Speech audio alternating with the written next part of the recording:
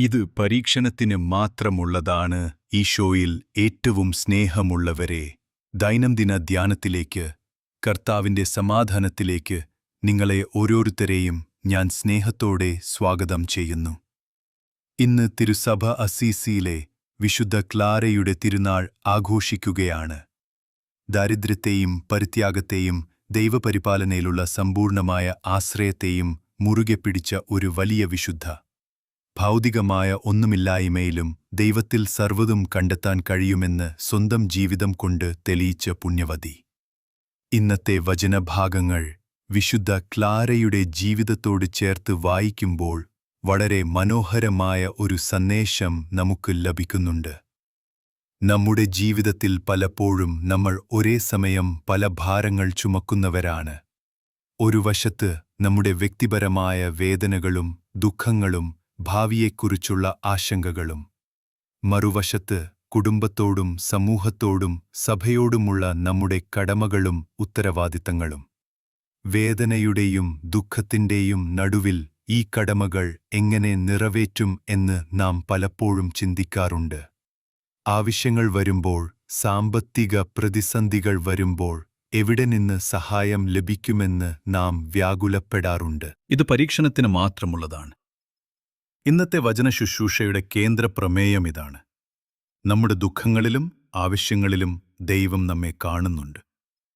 നമ്മുടെ കടമകൾ നിറവേറ്റാനുള്ള വഴി അവിടുന്ന് തന്നെ നമുക്ക് തുറന്നുതരും. നമ്മിൽ നിന്ന് ദൈവം ആവശ്യപ്പെടുന്നത് നിയമങ്ങളുടെ അന്ധമായ അനുസരണമല്ല, മറിച്ച് സ്നേഹത്തിൽ നിന്നും വിനയത്തിൽ നിന്നും വരുന്ന ഒരു ഹൃദയമാണ്. ആ ഹൃദയത്തോടെ നമ്മുടെ ഉത്തരവാദിത്തങ്ങൾ ചെയ്യുമ്പോൾ അപ്രതീക്ഷിതമായ വഴികളിലൂടെ ദൈവം നമ്മെ പരിപാലിക്കുന്നത് നമുക്ക് കാണാൻ സാധിക്കും. ഈ ഒരു വലിയ പ്രത്യാശയിലേക്ക് നമുക്ക് നമ്മുടെ ഹൃദയങ്ങളെ തുറക്കാം. ഇന്ന് നമുക്ക് ഒന്നാം വായനയെ നൽകിയിരിക്കുന്നത് നിയമാവർത്തന പുസ്തകത്തിൽ നിന്നുള്ള ഭാഗമാണ്. മോശയിലൂടെ ഇസ്രായേൽ ജനത്തോട് ദൈവം സംസാരിക്കുന്ന ഹൃദയസ്പർശിയായ ഒരു ഭാഗമാണിത്. ദൈവം തന്റെ ജനത്തിൽ നിന്ന് എന്താണ് യഥാർത്ഥത്തിൽ ആഗ്രഹിക്കുന്നത് എന്ന് മോശ ഇവിടെ വ്യക്തമാക്കുകയാണ്. നമുക്ക് ആ വചനഭാഗം ശ്രദ്ധയോടെ ശ്രവിക്കാം. ഇസ്രായേലേ, ഇപ്പോൾ നിന്റെ ദൈവമായ കർത്താവ് നിന്നിൽ നിന്ന് എന്താണ് ആവശ്യപ്പെടുന്നത്? അവിടുത്തെ ഭയപ്പെടുക, അവിടുത്തെ മാർഗങ്ങളിൽ ചരിക്കുക, പൂർണ്ണ ഹൃദയത്തോടും പൂർണ്ണാത്മാവോടും കൂടെ അവിടുത്തെ സ്നേഹിക്കുകയും സേവിക്കുകയും ചെയ്യുക. നിന്റെ നന്മയ്ക്കായി ഞാൻ ഇന്ന് നിന്നോട് ആജ്ഞാപിക്കുന്ന കർത്താവിന്റെ പ്രമാണങ്ങളും ചട്ടങ്ങളും പാലിക്കുക. ഇത്രമാത്രം. ഇത് പരീക്ഷണത്തിന് മാത്രമുള്ളതാണ്. ആകാശവും ആകാശങ്ങളുടെ ആകാശവും ഭൂമിയും അതിലുള്ള സകലതും നിന്നെ ദൈവമായ കർത്താവിൻ്റേതാണ്. എങ്കിലും അവിടുന്ന് നിന്റെ പിതാക്കന്മാരോട് അടുപ്പം കാണിച്ച് അവരെ സ്നേഹിച്ചു. അവരുടെ സന്തതികളായ നിങ്ങളെ മറ്റെല്ലാ ജനതകളെയുംകാൾ ശ്രേഷ്ഠരായി തിരഞ്ഞെടുത്തു. ഇന്നും അപ്രകാരം തന്നെ. അതുകൊണ്ട് നിങ്ങളുടെ ഹൃദയങ്ങളെ പരിച്ഛേദനം ചെയ്യുവിൻ. ഇനി നിങ്ങൾ ദുഷ്ടാട്ടിക്കാരായിരിക്കരുത്. എന്തെന്നാൽ നിങ്ങളുടെ ദൈവമായ കർത്താവ് ദേവന്മാരുടെ ദേവനും നാഥന്മാരുടെ നാഥനുമാണ്. അവിടുന്ന് പക്ഷപാതം കാണിക്കുകയോ കൈക്കൂലി വാങ്ങുകയോ ചെയ്യാത്ത മഹാനും ശക്തനും ഭീതിതനുമായ ദൈവമാണ്. അവിടുന്ന് അനാഥർക്കും വിധവകൾക്കും നീതി നടത്തിക്കൊടുക്കുന്നു. പരദേശിയെ സ്നേഹിച്ച് അവർക്ക് ഭക്ഷണവും വസ്ത്രവും നൽകുന്നു. അതിനാൽ നിങ്ങളും പരദേശിയെ സ്നേഹിക്കണം. കാരണം ഈജിപ്തിൽ നിങ്ങളും പരദേശികളായിരുന്നുവല്ലോ. നിന്റെ ദൈവമായ കർത്താവിനെ നീ ഭയപ്പെടണം, അവിടുത്തെ സേവിക്കണം. അവിടുത്തോട് ചേർന്നു നിൽക്കുകയും അവിടുത്തെ നാമത്തിൽ ശപഥം ചെയ്യുകയും വേണം. അവിടുന്നാണ് നിന്റെ മഹത്വം. നീ കണ്ണുകൊണ്ട് കണ്ടിട്ടുള്ള മഹത്വം ഭയാനകവുമായ കാര്യങ്ങൾ നിനക്ക് വേണ്ടി ചെയ്ത നിന്റെ ദൈവം അവിടുന്നാണ്. നിന്റെ പിതാക്കന്മാർ 70 പേരായി ഈജിപ്തിലേക്ക് പോയി. ഇപ്പോഴിതാ നിന്റെ ദൈവമായ കർത്താവ് നിന്നെ ആകാശത്തിലെ നക്ഷത്രങ്ങളെപ്പോലെ വർദ്ധിപ്പിച്ചിരിക്കുന്നു. ഇത് പരീക്ഷണത്തിന് മാത്രമുള്ളതാണ്. സ്നേഹമുള്ളവരെ, എത്ര മനോഹരമായ വാക്കുകളാണിത്. ദൈവം നമ്മിൽ നിന്ന് എന്താണ് ആവശ്യപ്പെടുന്നത്? നിയമങ്ങളുടെ ഒരു വലിയ ഭാരമല്ല. അവിടുന്ന് പറയുന്നു, ഇതെല്ലാം നിന്റെ നന്മയ്ക്കായാണ്. ദൈവത്തെ സ്നേഹിക്കുക, സേവിക്കുക, അവിടുത്തെ വഴികളിലൂടെ നടക്കുക. ഇതാണ് കാതൽ. ഇവിടെ ഏറ്റവും ശക്തമായ ഒരു പ്രയോഗമുണ്ട്. നിങ്ങളുടെ ഹൃദയങ്ങളെ പരിച്ഛേദനം ചെയ്യുവിൻ. ശാരീരികമായ പരിച്ഛേദനം യഹൂദർക്ക് ഉടമ്പടിയുടെ അടയാളമായിരുന്നു. എന്നാൽ ദൈവം ഇവിടെ ആവശ്യപ്പെടുന്നത് ബാഹ്യമായ ഒരു അടയാളമല്ല, ആന്തരികമായ ഒരു മാറ്റമാണ്. ഹൃദയത്തിന്റെ കാഠിന്യം, ദുശ്ശാഠ്യം, അഹങ്കാരം എന്നിവയെ മുറിച്ചുമാറ്റി അവിടെ സ്നേഹവും വിനയവും ആർദ്രതയുമുള്ള ഒരു ഹൃദയം സ്ഥാപിക്കുക. കർത്താവിന്റെ സ്വരം കേൾക്കാൻ കഴിയുന്ന, മറ്റുള്ളവരുടെ വേദന കാണാൻ കഴിയുന്ന ഒരു ഹൃദയം. ഈ ഹൃദയപരിച്ഛേദനത്തിന്റെ ആദ്യത്തെ ഫലമെന്തായിരിക്കണം? ദൈവം പറയുന്നു, അനാഥർക്കും വിധവകൾക്കും നീതി നടത്തിക്കൊടുക്കുക, പരദേശിയെ സ്നേഹിക്കുക. ദൈവത്തോടുള്ള സ്നേഹം ഒരിക്കലും ഒരു വ്യക്തിയിൽ ഒതുങ്ങി നിൽക്കുന്ന ഒന്നല്ല. അതെപ്പോഴും മറ്റുള്ളവരിലേക്ക്, പ്രത്യേകിച്ച് സമൂഹത്തിലേറ്റവും ദുർബലരും ഒറ്റപ്പെട്ടവരുമായവരിലേക്ക് ഒഴുകിയെത്തണം. നമ്മുടെ പ്രാർത്ഥനകളും ഭക്തിയും യഥാർത്ഥമാണെങ്കിൽ അതിന്റെ പ്രതിഫലനം നമ്മുടെ ചുറ്റുമുള്ള പാവപ്പെട്ടവരോടുള്ള നമ്മുടെ മനോഭാവത്തിൽ കാണാൻ സാധിക്കും. നിങ്ങൾ പരദേശികളായിരുന്നു എന്ന് ദൈവം ഓർമ്മിപ്പിക്കുന്നു. നമ്മളാരും പൂർണ്ണരല്ല. നാം എല്ലാവരും ഒരു തരത്തിൽ. ഇത് പരീക്ഷണത്തിന് മാത്രമുള്ളതാണ്. ദൈവം നമ്മെ തിരഞ്ഞെടുത്തു എന്നത് അവിടുത്തെ സ്നേഹത്തിന്റെ ഔദാര്യമാണ്. ആകാശത്തിലെ നക്ഷത്രങ്ങളെപ്പോലെ നമ്മെ വർദ്ധിപ്പിച്ചു എന്നത് അവിടുത്തെ വാഗ്ദാനപാലനത്തിന്റെ തെളിവാണ്. ഈ വലിയ സ്നേഹത്തിനും പരിപാലനയ്ക്കും പകരമായി ദൈവം നമ്മിൽ നിന്ന് ആഗ്രഹിക്കുന്നത് സ്നേഹിക്കുന്ന ആർദ്രതയുള്ള ഒരു ഹൃദയം മാത്രമാണ്. ഈ ഒരു ചിന്തയുടെ പൂർണ്ണതയിലേക്ക്, അതിന്റെ ഏറ്റവും മനോഹരമായ പ്രായോഗിക തലത്തിലേക്ക് നമ്മെ നയിക്കുന്നതാണ് ഇന്നത്തെ സുവിശേഷം.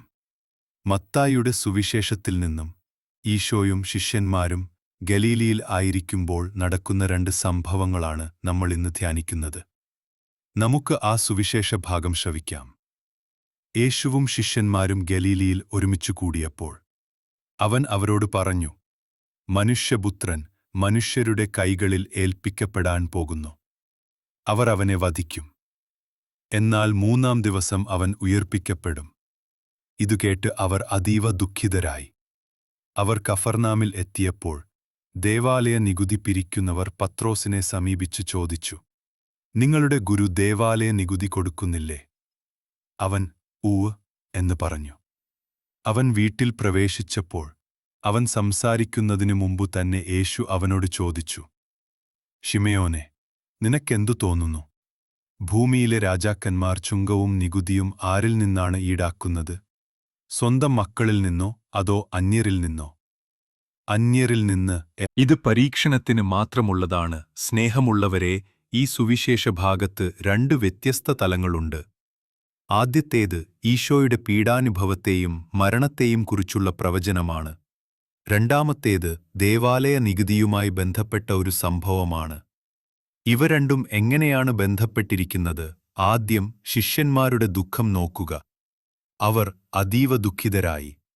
എന്തുകൊണ്ടാണ്? കാരണം അവരുടെ പ്രതീക്ഷകൾ തകരുകയായിരുന്നു. അവർ കരുതിയത് ഈശോ ഒരു രാഷ്ട്രീയ മിശിഹ ആയി റോമൻ ആധിപത്യത്തിൽ നിന്ന് ഇസ്രായേലിനെ മോചിപ്പിച്ച് ഒരു ഭൗമിക രാജ്യം സ്ഥാപിക്കും എന്നായിരുന്നു. എന്നാൽ ഈശോ സംസാരിക്കുന്നത് മരണത്തെയും തിരസ്കാരത്തെയും കുറിച്ചാണ്. ഇതൊന്ന് നമ്മുടെ ജീവിതത്തോട് ചേർത്ത് ചിന്തിച്ചു നോക്കൂ. നമ്മൾ ഒരു വലിയ വീട് പണിയാൻ തുടങ്ങുന്നു. എല്ലാ പ്ലാനും തയ്യാറാണ്, വലിയ സ്വപ്നങ്ങളുണ്ട്. പെട്ടെന്ന് ആ വീടിന്റെ അടിസ്ഥാനം ഇളകാൻ പോകുന്നു എന്ന് കേൾക്കുമ്പോൾ നമുക്കുണ്ടാകുന്ന ഞെട്ടൽ, ആ ദുഃഖം, അതാണ് ശിഷ്യന്മാർക്ക് അനുഭവപ്പെട്ടത്. അവരുടെ ജീവിതത്തിന്റെ മുഴുവൻ പ്രതീക്ഷയും പടുത്തുയർത്തിയത് ഈശോ എന്ന അടിത്തറയിലാണ്. ആ അടിത്തറ ഇല്ലാതാകാൻ പോകുന്നു എന്ന് കേട്ടപ്പോൾ അവർ തകർന്നുപോയി. നമ്മുടെ ജീവിതത്തിലും പ്രതിസന്ധികൾ വരുമ്പോൾ, രോഗങ്ങൾ വരുമ്പോൾ, സാമ്പത്തിക നഷ്ടങ്ങളുണ്ടാകുമ്പോൾ നമ്മുടെ അടിത്തറ ഇളകുന്നതുപോലെ നമുക്ക് തോന്നും.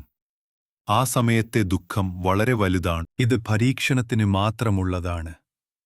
ഈ അതീവ ദുഃഖത്തിന്റെ നടുവിലേക്കാണ് തികച്ചും സാധാരണമായ, ലൗകികമായ ഒരു ചോദ്യം വരുന്നത്. നിങ്ങളുടെ ഗുരു നികുതി കൊടുക്കുന്നില്ലേ? ജീവിതം അങ്ങനെയല്ലേ? നമ്മുടെ ഏറ്റവും വലിയ വേദനയുടെ സമയത്തും ലോകമതിന്റെ സാധാരണഗതിയിൽ മുന്നോട്ടു പോകും. ബില്ലുകൾ വരും, കടമകൾ ഓർമ്മിപ്പിക്കപ്പെടും, ഉത്തരവാദിത്തങ്ങൾ നിറവേറ്റേണ്ടി വരും. ദുഃഖിച്ചിരിക്കാൻ നമുക്ക് സമയം കിട്ടിയെന്ന് വരില്ല. ഇവിടെയാണ് ഈശോയുടെ മഹത്വം നമ്മൾ കാണുന്നത്.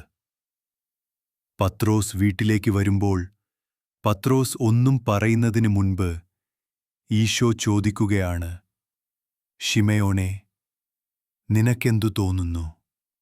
ഇതിന്റെ അർത്ഥമെന്താണ്? നിന്റെ ഹൃദയത്തിലെ സംഘർഷം ഞാൻ അറിയുന്നു. പുറത്ത് നടന്ന സംഭാഷണം ഞാൻ കേട്ടു. നിന്റെ ഉത്തരം മുട്ടൽ എനിക്ക് മനസ്സിലാകുന്നു. പ്രിയപ്പെട്ടവരെ, നമ്മുടെ ജീവിതത്തിലെ പ്രതിസന്ധികളിൽ, ഉത്തരം മുട്ടി നിൽക്കുന്ന സാഹചര്യങ്ങളിൽ നമ്മൾ പ്രാർത്ഥിക്കാൻ തുടങ്ങുന്നതിനു മുൻപേ നമ്മുടെ ഹൃദയമറിയുന്ന ഒരു കർത്താവ് നമുക്കുണ്ട് എന്ന വിശ്വാസം നമുക്ക് എത്ര വലിയ ധൈര്യമാണ് നൽകുന്നത്. തുടർന്ന് ഈശോ ഒരു ദൈവശാസ്ത്രപരമായ സത്യം പറയുന്നു. രാജാക്കന്മാർ സ്വന്തം മക്കളിൽ നിന്ന് നികുതി വാങ്ങാറില്ല. ദേവാലയം പിതാവായ ദൈവത്തിന്റെ ഭവനമാണ്. ഈശോയാകട്ടെ പിതാവിന്റെ പുത്രനാണ്. അതുകൊണ്ട് ന്യായപ്രകാരം ഈശോ നികുതി കൊടുക്കാൻ ബാധ്യസ്ഥനല്ല. പത്രോസ് ഇത് പരീക്ഷണത്തിന് മാത്രമുള്ളതാണ്. പക്ഷെ അടുത്ത വാക്യമാണ് ഈ സുവിശേഷത്തിന്റെ ഹൃദയം. എങ്കിലും നാം അവർക്ക് ഇടർച്ച നൽകാതിരിക്കേണ്ടതിന്. It is my right, I don't have to pay. എന്റെ അവകാശമാണ്, ഞാൻ തരില്ല എന്ന് പറഞ്ഞ് തർക്കിക്കാൻ ഈശോ നിൽക്കുന്നില്ല. പകരം മറ്റൊരാൾക്ക് എന്റെ പ്രവൃത്തി ഒരു ഇടർച്ചയാകരുത്, എന്റെ പേരിൽ അവർക്ക് വിശ്വാസത്തിൽ നിന്ന് അകന്നുപോകാൻ ഒരു കാരണമുണ്ടാകരുത് എന്ന് ഈശോ ആഗ്രഹിക്കുന്നു. ഇത് എത്ര വലിയ പാഠമാണ്! ഇന്ന് നമ്മുടെ സമൂഹത്തിൽ, ജോലിസ്ഥലങ്ങളിൽ, കുടുംബങ്ങളിൽ എത്രയോ തർക്കങ്ങളുണ്ടാകുന്നത് എന്റെ അവകാശം എന്ന് പറയുന്നതുകൊണ്ടാണ്. നിയമപരമായി നമ്മൾ ശരിയായിരിക്കാം. പക്ഷേ നമ്മുടെ ശരികൾ മറ്റൊരാൾക്ക് മുറിവാകുന്നുണ്ടെങ്കിൽ, മറ്റൊരാളെ ദൈവത്തിൽ നിന്ന് അകറ്റുന്നുണ്ടെങ്കിൽ, നമ്മുടെ ആ ശരിയേക്കാൾ വലുതാണ് ഈശോ പഠിപ്പിക്കുന്ന വിനയത്തിന്റെയും സ്നേഹത്തിന്റെയും പാത. മറ്റുള്ളവരുടെ ബലഹീനതയെയും തെറ്റിദ്ധാരണകളെയും മനസ്സിലാക്കി അവർക്ക് ഇടർച്ച കൊടുക്കാതിരിക്കാൻ വേണ്ടി നമ്മുടെ അവകാശങ്ങൾ പോലും മാറ്റിവയ്ക്കാൻ തയ്യാറാകുന്നതാണ് യഥാർത്ഥ ക്രിസ്തീയത. ഇനി ആ കടമ എങ്ങനെ നിറവേറ്റും? ഈശോയുടെ കയ്യിലോ പത്രോസിന്റെ കയ്യിലോ പണമില്ല. ഇവിടെയാണ് ദൈവപരിപാലനയുടെ അത്ഭുതം നമ്മൾ കാണുന്നത്. ഈശോ പറയുന്നു, കടലിൽ പോയി ചൂണ്ടയിടുക. കിട്ടുന്ന ആദ്യത്തെ മീനിന്റെ വായിൽ ഒരു നാണയം കാണും. അതുകൊണ്ട് നികുതി കൊടുക്കുക. ഇത് പരീക്ഷണത്തിന് മാത്രമുള്ളതാണ്. ഇതൊരു മാന്ത്രിക വിദ്യയല്ല. ഇതൊരു അടയാളമാണ്. നിന്റെ കടമകൾ, നിന്റെ ഉത്തരവാദിത്തങ്ങൾ, അത് ദൈവഹിതപ്രകാരം മറ്റുള്ളവർക്ക് ഇടർച്ച നൽകാതെ നീ ചെയ്യാൻ തീരുമാനിക്കുമ്പോൾ അത് നിറവേറ്റാനുള്ള വഴി ദൈവം തന്നെ ഒരുക്കിത്തരും. ആ വഴി ഒരുപക്ഷെ നമ്മൾ ചിന്തിക്കുന്ന വഴിയായിരിക്കില്ല. അത് ലോട്ടറി അടിക്കുന്നതുപോലെയോ നിധി കിട്ടുന്നതുപോലെയോ ആകണമെന്നില്ല. നമ്മുടെ സാധാരണ ജീവിതത്തിന്റെ കടലിൽ, നമ്മുടെ ജോലിയുടെ ചൂണ്ടയിൽ ദൈവം ഒരു മീനിനെ ഒരുക്കി വച്ചിട്ടുണ്ടാകും. ഒരുപക്ഷെ അത് പ്രതീക്ഷിക്കാത്ത ഒരു ബോണസായിരിക്കാം. ആരെങ്കിലും തിരിച്ചുതരാൻ മറന്നുപോയ ഒരു ചെറിയ കടമായിരിക്കാം. അല്ലെങ്കിൽ നമ്മുടെ ആരോഗ്യം മെച്ചപ്പെട്ട് കൂടുതൽ അധ്വാനിക്കാൻ കിട്ടുന്ന അവസരമായിരിക്കാം. ദൈവം പ്രവർത്തിക്കുന്നത് നമ്മുടെ ജീവിതത്തിന്റെ യാഥാർത്ഥ്യങ്ങൾക്കുള്ളിലാണ്. നമ്മൾ ചെയ്യേണ്ടത് വിനയത്തോടെയും വിശ്വാസത്തോടെയും ആ കടമ ഏറ്റെടുത്ത് ചൂണ്ടയിടുക എന്നതാണ്. മീനിന്റെ വായിൽ നാണയമൊരുക്കുന്നത് ദൈവത്തിന്റെ ജോലിയാണ്. സ്നേഹമുള്ളവരെ, ഇന്നത്തെ 2 വായനകളും ഒരുമിച്ച് ചേർത്ത് വായിക്കുമ്പോൾ നമുക്ക് ലഭിക്കുന്ന സന്ദേശം ഇതാണ്. നിയമാവർത്തന പുസ്തകത്തിൽ ദൈവം ആവശ്യപ്പെട്ട ഹൃദയത്തിന്റെ പരിച്ഛേദനം, ആ വിനയവും സ്നേഹവും നിറഞ്ഞ ഹൃദയം, അതിന്റെ ഏറ്റവും പൂർണ്ണമായ രൂപത്തിൽ നമ്മൾ കാണുന്നത് സുവിശേഷത്തിലെ ഈശോയിലാണ്. പുത്രനായിരുന്നിട്ടും മറ്റൊരാൾക്ക് ഇടർച്ച നൽകാതിരിക്കാൻ വേണ്ടി വിനയത്തോടെ നികുതി കൊടുക്കുന്ന. ഇത് പരീക്ഷണത്തിന് മാത്രമുള്ളതാണ്. ദൈവം നമ്മെ തെരഞ്ഞെടുത്തു. അവിടുന്ന് നമ്മെ സ്നേഹിക്കുന്നു. ആ സ്നേഹത്തിനു പകരമായി അവിടുത്തെയും നമ്മുടെ സഹോദരങ്ങളെയും സ്നേഹിക്കാൻ അവിടുന്ന് ആഗ്രഹിക്കുന്നു. നമ്മുടെ ജീവിതത്തിൽ ദുഃഖങ്ങളും ഭാരങ്ങളും ഉണ്ടാകും. ശിഷ്യന്മാരെപ്പോലെ നമ്മുടെ പ്രതീക്ഷകൾ തകർന്നു വീഴുന്ന നിമിഷങ്ങളുണ്ടാകും. അതേസമയം ലോകത്തിന്റെ ആവശ്യങ്ങളും കടമകളും നമ്മെ തേടിവരും. ഈ 2 സാഹചര്യങ്ങളെയും ഒരുമിച്ച് കൊണ്ടുപോകാൻ നമ്മെ സഹായിക്കുന്നത് ദൈവത്തിലുള്ള ആശ്രയമാണ്. ഇന്നത്തെ വചനം കേട്ടതിനു ശേഷം നമ്മുടെ ജീവിതത്തിൽ എന്ത് മാറ്റം വരുത്താൻ സാധിക്കും? ഈ ആഴ്ചയിൽ നമുക്കൊരു കാര്യം പ്രാവർത്തികമാക്കാൻ ശ്രമിക്കാം. നമ്മുടെ അവകാശങ്ങൾ മുറുകെ പിടിച്ച് തർക്കിക്കാൻ തോന്നുന്ന ഒരു സാഹചര്യം വരുമ്പോൾ, അത് കുടുംബത്തിലാകട്ടെ ജോലിസ്ഥലത്താകട്ടെ, ഒന്ന് ചിന്തിക്കുക, എന്റെ ഈ പ്രവൃത്തി മറ്റൊരാൾക്ക് ഇടർച്ച നൽകുമോ? ഇത് അവരെ ക്രിസ്തുവിൽ നിന്ന് അകറ്റുമോ? ഒരുപക്ഷെ നമ്മുടെ അവകാശം അല്പം മാറ്റിവെച്ച് വിനയത്തോടെ ആ കടമ നിറവേറ്റാൻ നമ്മൾ തയ്യാറായാൽ അവിടെ സ്വർഗം തുറക്കപ്പെടും. അതോടൊപ്പം നമ്മുടെ ആവശ്യങ്ങളെയും ഭാരങ്ങളെയും കുറിച്ച് വ്യാകുലപ്പെടാതിരിക്കാം. നമ്മുടെ കടമകൾ വിശ്വസ്തയോടെ ചെയ്യുക. നമ്മുടെ സാമ്പത്തിക ആവശ്യങ്ങൾ, മക്കളുടെ വിദ്യാഭ്യാസത്തിന്റെ കാര്യങ്ങൾ, ചികിത്സയുടെ ചെലവുകൾ ഇവയെല്ലാം കർത്താവിന് സമർപ്പിച്ച് നമ്മുടെ ചൂണ്ടയിടൽ തുടരാം. നമ്മുടെ അധ്വാനത്തെ, നമ്മുടെ ജോലിയെ, നമ്മുടെ കഴിവുകളെ ഇത് പരീക്ഷണത്തിന് മാത്രമുള്ളതാണ്. നമുക്ക് നമ്മുടെ കണ്ണുകളടച്ച്, കരങ്ങൾ കൂപ്പി, കർത്താവിന്റെ സന്നിധിയിൽ ഒരു നിമിഷം പ്രാർത്ഥിക്കാം. സ്നേഹവും കാരുണ്യവും നിറഞ്ഞ കർത്താവേ, ഇന്ന് അങ്ങ് ഞങ്ങളോട് സംസാരിച്ച വചനങ്ങളെ ഓർത്ത് ഞങ്ങൾ അങ്ങേക്ക് നന്ദി പറയുന്നു. ഞങ്ങളുടെ ഹൃദയങ്ങളെ പരിച്ഛേദനം ചെയ്യണമേ എന്ന് ഞങ്ങൾ പ്രാർത്ഥിക്കുന്നു. കഠിനമായ ചിന്തകളും ദുശ്ശാഠ്യങ്ങളും അഹങ്കാരവും ഞങ്ങളിൽ നിന്ന് എടുത്തുമാറ്റി സ്നേഹവും വിനയവും നിറഞ്ഞ ഒരു ഹൃദയം ഞങ്ങൾക്ക് നൽകണമേ. കർത്താവേ, ഞങ്ങളുടെ ജീവിതത്തിലെ ദുഃഖങ്ങളെയും ഭാരങ്ങളെയും അങ്ങയുടെ സന്നിധിയിൽ ഞങ്ങൾ സമർപ്പിക്കുന്നു. ശിഷ്യന്മാരെപ്പോലെ ഞങ്ങൾ തളർന്നു പോകുമ്പോൾ അങ്ങയുടെ സാന്നിധ്യം ഞങ്ങൾക്ക് ശക്തി നൽകണമേ. ഞങ്ങളുടെ കടമകളും ഉത്തരവാദിത്തങ്ങളും നിറവേറ്റാൻ ഞങ്ങൾ ബാധ്യസ്ഥരാണല്ലോ. ആ കടമകൾ സ്നേഹത്തോടെയും മറ്റുള്ളവർക്ക് ഇടർച്ച നൽകാത്ത രീതിയിലും പൂർത്തിയാക്കാൻ ഞങ്ങളെ സഹായിക്കണമേ. ഇത്പരീത്തോറത്തിന് വരിയാണ് ഞമ്മളുടെ സാമ്പത്തിക ആവശ്യങ്ങളെങ്ങ കൊടുക്കുണ്ട ഉറദിക്കുന്നുവാരി, മക്കളുടെ ഭാവിയോർത്ത് ഉച്ചപ്പെടുന്നുവാരി, രോഗാവസ്ഥയിൽ ചിക്കൻ മോൾ ഉരിക്കുന്നവാരി അങ്ങയുടെ കരങ്ങളിൽ സമർപ്പിക്കുന്നു. കർത്താവേ, അവർക്കുവേണ്ടി അങ്ങൊരു വഴി തുറക്കണമേ. അങ്ങയുടെ പരിപാലനയുടെ അല്യപൂരമായ അടയാളങ്ങൾ അവരുടെ ജീവിതത്തിൽ വെളിപ്പെടുത്തണമേ.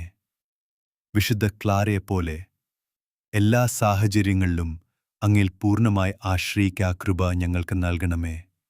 ഞങ്ങളുടെ പ്രാർത്ഥന കേൾക്കുന്ന നല്ല കർത്താവേ, ആമേൻ.